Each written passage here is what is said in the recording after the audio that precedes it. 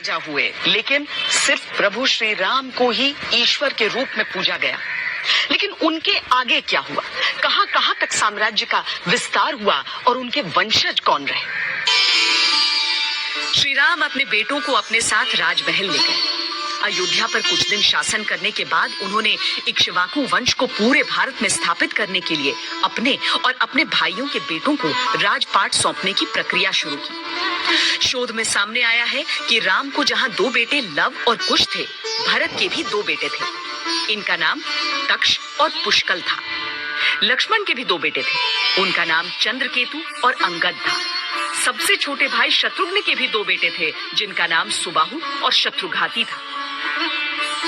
भरत के 2 बच्चे थे, कुश के 8 बच्चे थे। इन बच्चों में इतना सौहार्द था, इतनी समृद्धता संपन्नता थी, एक साथ ही ये मिलकर के चलते थे, क्योंकि राम राज्य बन गया था। ये राम का राज्य है, राम का आदर्श है और वो चला। श्री राम। उत्तर रामायण में राम के बाद उनके परिवार को लेकर विस्तार से वर्णन मिलता है। कहते हैं भरत अपने मामा युद्धजीत के बहुत करीबी थे। युद्धजीत कैकेय प्रदेश के राजा थे। वर्तमान परिप्रेक्ष्य में कैकेय प्रदेश अफगानिस्तान के आसपास का इलाका माना जा सकता है। मामा युद्धजीत ने गंधर्व के खिलाफ युद्ध के लिए कौशल प्रदेश से राजा राम से मदद मांगी। श्री राम के आदेश पर भरत अपने दोनों बेटों तक्ष और पुष्कल के साथ कैकेय प्रदेश गए।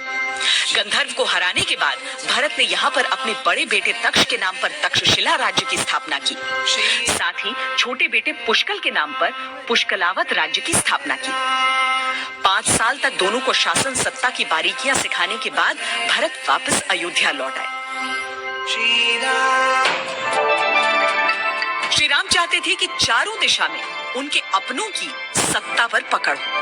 लिहाजा भरत के कहने पर पूर्वोत्तर के राज्य करुपथ को राम ने कौशल प्रदेश के अधीन कर लिया।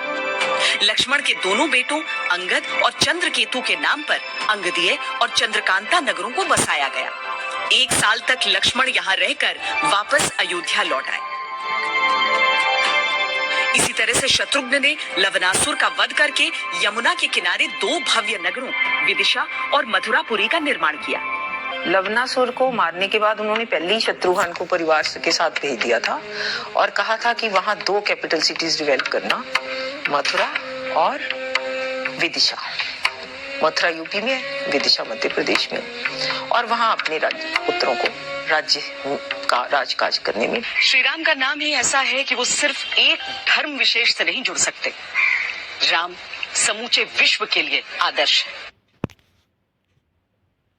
Do I need a